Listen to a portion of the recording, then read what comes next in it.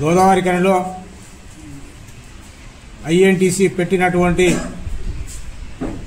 Press meet ఐఎన్టీసీకి దురదృష్టకరం. Congress party లేకుండా INTUC అనేది లేదు. అనుబంధ సంఘం అని పేరు చెప్పుకొని కాంగ్రెస్ పార్టీలో పోస్టులు తీసుకొని కాంగ్రెస్ పార్టీని విస్మరించడం ఇది సరైన విధానం కాదు. కాకా వెంకటస్వామి కుటుంబాన్ని విమర్శించేటప్పుడు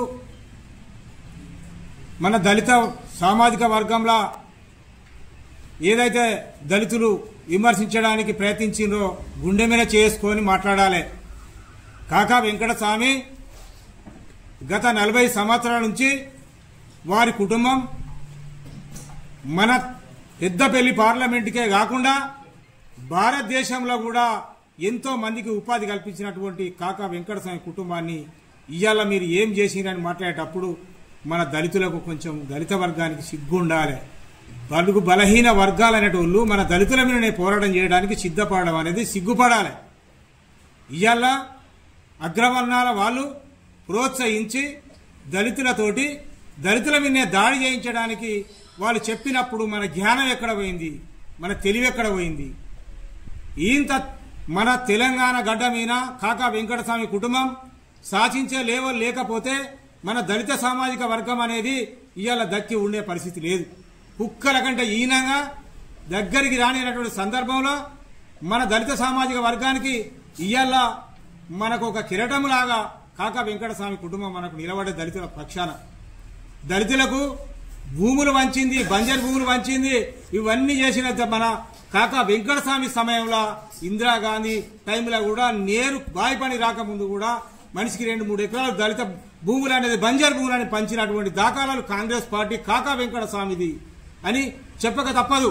కాకా వెంకటస్వామి ఆనాడు పిఏపర్లో పోయే సమయంలో కాంగ్రెస్ పార్టీ తరఫున మీరందరూ సాజాకులో పనిచేసింది. ఆనాడు మీరు జనప్రసాద్, రావునాథరావు వీళ్ళందరూ 27 మంది బృందాన్ని పట్టుకొని ఇక్కడి నుంచి వెళ్ళి మనం పిఏపర్లో పోతాంది.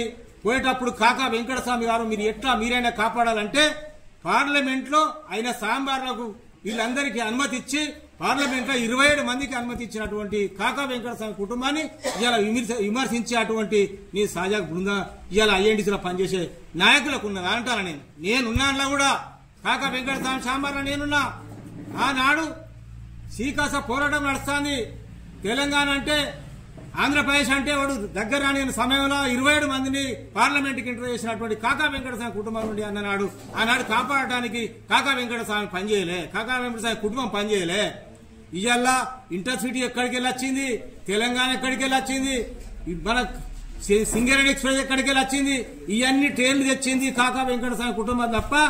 ఆనాడు ఎన్టీ రామారావు వచ్చినాక గొట్ట భూపతి గారు కూడా ఎంపీ అయిండు, ఎన్ని ట్రైన్లు తెచ్చిండు. సుగుణకుమార్ వచ్చింది, ఎన్ని తెచ్చిండు. బాలక సుమన్ వచ్చిండు, ఎన్ని తెచ్చిండు. వెంకటేశ్వర నేత వచ్చిండు, ఏం చేసిండ్రు? ఈ ప్రాంతానికి ఫ్లైఓవర్లు గాని, ట్రైన్లు గాని, బస్సులు గాని సౌకర్యాలు ప్రతిజ్ఞ చేసినటువంటి కాకా వెంకటస్వామి కుటుంబాన్ని అనేటప్పుడు మన దళిత వర్గం సిగ్గుపడాలి. నువ్వు ఇవాళ మళ్ళా ఫోన్ చేసి సార్ నేను వాళ్ళు పెట్టమంటే పెట్టినంటే అగ్రవర్ణాలు చెప్పితే మనం ఏమైనా తింటామా? అగ్రవర్ణాలు చెప్పిందా చేస్తామా? చేయడానికి సిగ్గు అనిపించదా?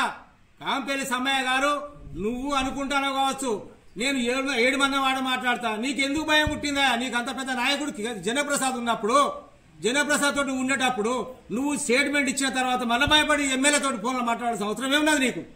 ఎందుకు మాట్లాడినావు? ఇవాళ మా పెద్దోడు అన్నట్టు ఈ మన్నవరికి వస్తే నీకేం బలం ఉన్నదా? మేము కాంగ్రెస్ పార్టీకి నానా ముడ్డలు ఉడుచుకుంటా పనిచేసి మేము ఓట్లాడుకొచ్చిన వాళ్ళం. ఇవాళ నువ్వు ఏం చేసినావని నీ ఐఎన్టీసీ ఎక్కడ పనిచేసింది? ఎమ్మెల్యే ఎలక్షన్లో ఎక్కడ జెండా పట్టి మీరు పనిచేసినా నాకు చెప్పాలి. ఇదే సిపిఐ వాళ్ళు జెండాలు పట్టి రోజు 300 మంది తిరిగినటువంటి దాఖలాలు ఉన్నాయి. ఐఎన్టీసీ ఎక్కడ పనిచేసింది? ఏడ చేసింది? జనప్రసాద్ గారు మాట్లాడాలి. ఐఎన్టీసీలో కాంగ్రెస్ లో పనిచేస్తే ఐఎన్టీసీలో దాట మరి ఐఎన్టీసీ తోటి తీసుకొని తిరిగినాడు. నైట్ షిఫ్ట్ మన ఇదే కాకా వెంకటస్వామి వివేక్ వెంకటస్వామి గారు నైట్ షిఫ్ట్ లో కూడా వచ్చి ప్రతి బాయ్ తిరిగినటువంటి సందర్భం ఉన్నది. డబ్బులు ఇచ్చి నీ ఎంబడి తిరిగి అన్ని చేస్తే ఏఐడితోని పైసలు ఇస్తే వాడు గెలిచిందంటే నువ్వు వారికి ఉద్దర పుల్ల పెట్టో 4-5 వాళ్ళ బిచాయాలను పట్టుకొస్తే వాళ్ళకి వ్యతిరేకంగా చేస్తే వాళ్ళు ఏం చేసిర్రు, వారికి ఉదరపులంటే 300 ఓట్లు తెగిపోయారు. అడిగిన పడిపోయినావా? సిగ్గు అనిపోయిందా మాట్లాడేటప్పుడు? మనం ఎట్లా పడిపోయినాం? మన కార్యకర్తలు ఎంత పని చేశారు, ఎంత నిబద్ధత ఉన్నది? కార్యకర్తల కార్మికుల దగ్గర పోయి మాట్లాడే దమ్ము ధైర్యం ఉన్నదా?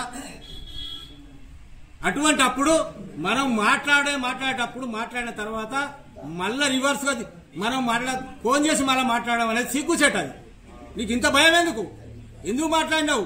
కాకా వివేక్ వెంకటస్వామి కుటుంబం అంటే ఇయ్యాల మూలరాజిరెడ్డి అన్నట్టు ఎవడా సార్ వచ్చినప్పుడు ఇందారం కాడికెళ్ళి మీద ఎక్కి తిరుక్కుంటా పోయినాం. మేము అందరం ముడ్డ చేయకుండా ఏళ్ళ కొద్ది పని చేసిన వాళ్ళు అందరం కింద ఉన్నాం మేము.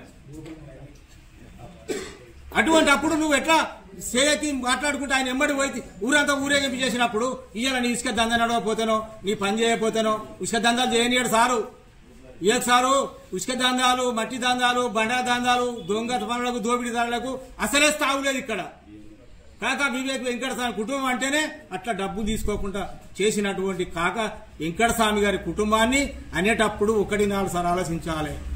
నువ్వు ఏదైనా శత్రువైనా మిత్రువైనా సార్ ఏదన్నా అంటే పట్టించుకోకుండా వెళ్ళిపోతాడు. నేను పట్టించుకొని నీ మీద చేయాలన్నటువంటి మనిషి కాదు దేవుడు. అటువంటి మనుషులు వాళ్ళ కుటుంబం కాక అంటే మాకు ఇయ్యాల కాదు అన్న ఎల్లన్న వీళ్ళందరితోటి కూడా నేను ఆనాడు వీళ్ళందరితో నేను వీళ్ళందరూ తిరిగేటోని పోయేటోని కాక దగ్గర పోయి కాలు మొక్కి దండం పెడితే అన్నం పెట్టే అటువంటి కుటుంబం అది. అటువంటి కుటుంబం మీద మనం మాట్లాడేటప్పుడు మనకు ఆలోచన ఉండదా? ఎవరు చెప్తే ఇవాళ అగ్రవర్ణాలు ఏం చేసినాయా?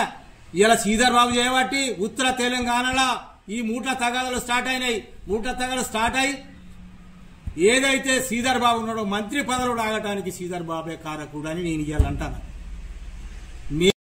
గత 2 రోజుల క్రితం ఐఎన్టీసీ నాయకులు కాంపల్లి సమ్మయ్య గారు మాలంబాదిగా అని చెప్పించి ఒక అంశము, రెండవ అంశము ఎమ్మెల్యే గారు కాన్స్టిట్యున్సీకి వస్తలేడని చెప్పించి, పట్టించుకోలేదని చెప్పించి, డెవలప్మెంట్ లేదని చెప్పించి 3-4 అంశాల మీద మాట్లాడారు. మొదటగా దళితుల అంశం తీసుకుందాం. ఈరోజు కాంపల్లి సమ్మయ్య అనే వ్యక్తి ఐఎన్టీసీ నాయకుడు, మాదిగ సామాజిక వర్గం నాయకుడు. ఈరోజు దేశవ్యాప్తంగా మరి ఇప్పుడు కాదు ఎన్నో సంవత్సరాలుగా ఎస్సీ వర్గీకరణ చేయాలని చెప్పించి మందకృష్ణ మాది గారు ఉద్యమం చేస్తున్నారు. ఎక్కడ కూడా గౌరవ చెన్నూరు శాసనసభ్యులు వివేక్ వెంకటస్వామి కానీ, వారి తనయులు గడ్డం వంశీకృష్ణ గారు కానీ మరి ఎస్సీ వర్గీకరణ చేయొద్దని చెప్పలేదు. హైదరాబాద్లో మాలల మహాసింహ గర్జన పెట్టినప్పుడు ఎక్కడ కూడా మాలల అభివృద్ధి కోసం, మాలల హక్కుల కోసం, ఈ మాల జాతిని గుర్తించాలని చెప్పించి ఒక ఇనిషియేటివ్ తీసుకొని మాట్లాడింది తప్ప మాలల మహాసింహ గర్జన వేదిక మీద వర్గీకరణ చెయ్యొద్దని చెప్పి ఎక్కడ కూడా స్టేట్మెంట్ ఇవ్వలేదు. ఒకసారి మీరు రికార్డులు పరిశీలించండి. గౌరవ రాష్ట్ర ముఖ్యమంత్రి రేవంత్ రెడ్డి గారు వర్గీకరణ అంశంలో అసెంబ్లీలో తీర్మానం చేసినప్పుడు కూడా మరి వర్గీకరణ వద్దని చెప్పి అసెంబ్లీ ఎక్కడ కూడా మాల ఎమ్మెల్యేలు ఎవరు చెప్పలేదు. కేవలం రిజర్వేషన్లో కొంచెం పెంచాలని చెప్పి మాట్లాడిన సందర్భం అది న్యాయపరంగా చట్టపరమైన అంశం కాబట్టి దాన్ని ఈరోజు మాదిగ సామాజిక వర్గం కావచ్చు, మాల సామాజిక వర్గం కావచ్చు అందరూ స్వాగతించారు. ఏబిసిడిలో ఏ కులానికి ఏ రిజర్వేషన్ ఇవ్వాలనేది మరి మేధావులు మరి ఆ దళిత వర్గ నేతలందరినీ పిలిచి రేవంత్ రెడ్డి గారు ఒక ఇనిషియేటివ్ తీసుకొని అమలు చేయడం జరిగింది.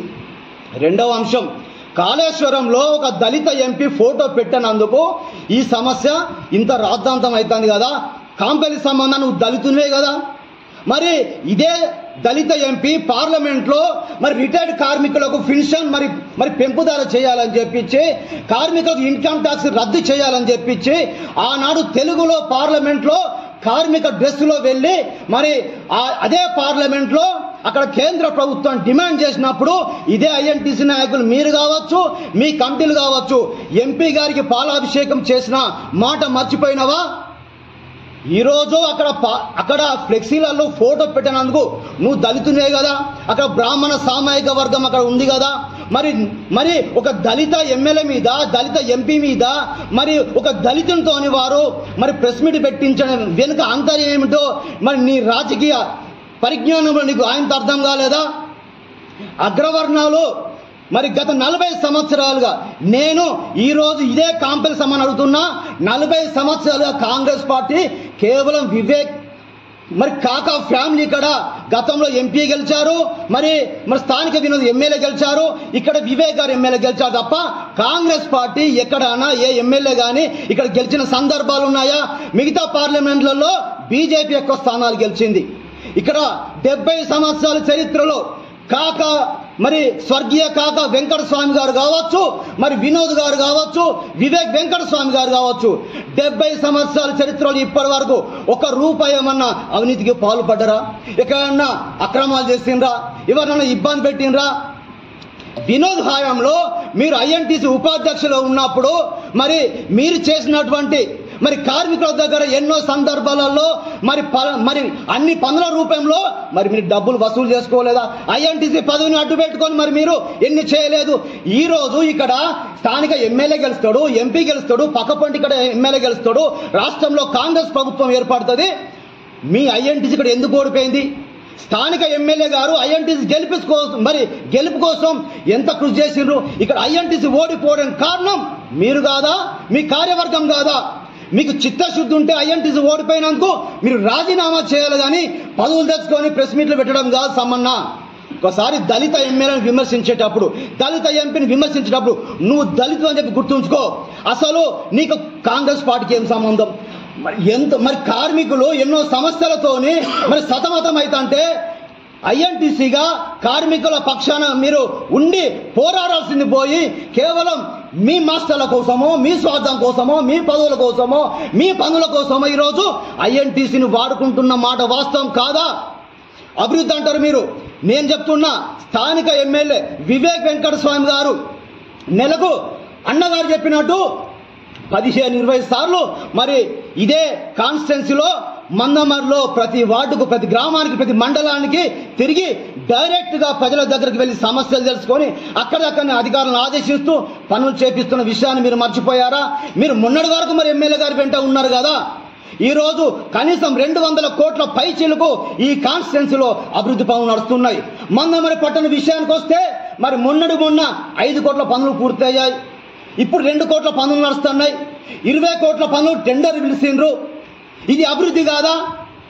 ఒకసారి మనము విమర్శించేటప్పుడు మనం కనీసం పరిజ్ఞానంతో మాట్లాడాలి.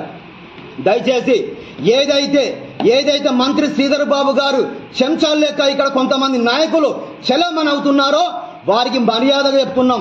ఏదైనా ఉంటే మీరు మంత్రికి వెళ్ళి పని చేసుకోండి, ఏదైనా ఉంటే మంచిరాలకు వెళ్ళి పని చేసుకోండి.